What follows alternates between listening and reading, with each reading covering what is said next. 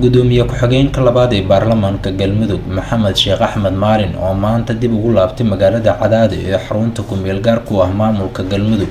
waxa uu sheegay natiijo wanaagsan oo ka filayo shirka dalka Jabuuti uga soconaya halusunaya Galmudug isla markaasna sida qorshuhu yahay oo bilow yahay shirkaasi wada hadallo labada dhinac ay ku heshiinayaan. shirka aad iyo aad baan ula soconaa waa shir muhiim ah oo aad iyo aad u ah ma looga tashanayo masiirka muxuu ahaay Galmudug waxa ka qayb galaya madaxda ugu sirreysay ee Galmudug sida madaxweynaha ku-xigeenka gudoomiye ku-xigeenka baarlamaanka iyo ahlu sunna madaxdeedii si fiican buu ku bilowday haddana si fiican buu ku socdaa waxaan rajaynaynaa haddii Allah idmo inay ka soo bixi doonaan waxyaalo badan oo dan u ah muxuu ahaay dadkan iyo deegaankan haddii Ilaahay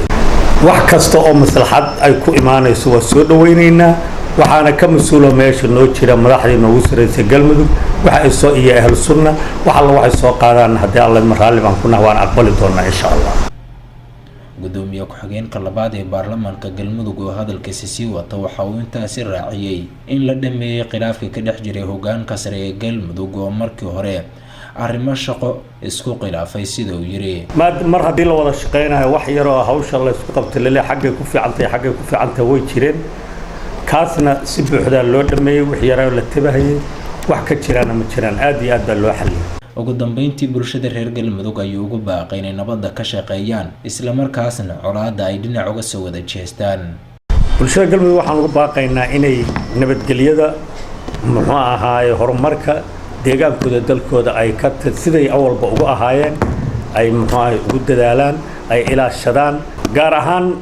dhibaatooyinka iyo waxyaalaha dhinacan gaalkacyo iyo meesha ka jira waxaan aad iyo aad ugu baaqaynaa walaalaheena reer Puntland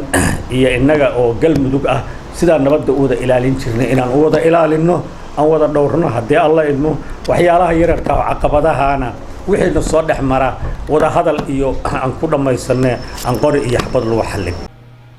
Saadaq Cabdishadana Saadaq Laki warbaahinta SBC magaalada Cadaado.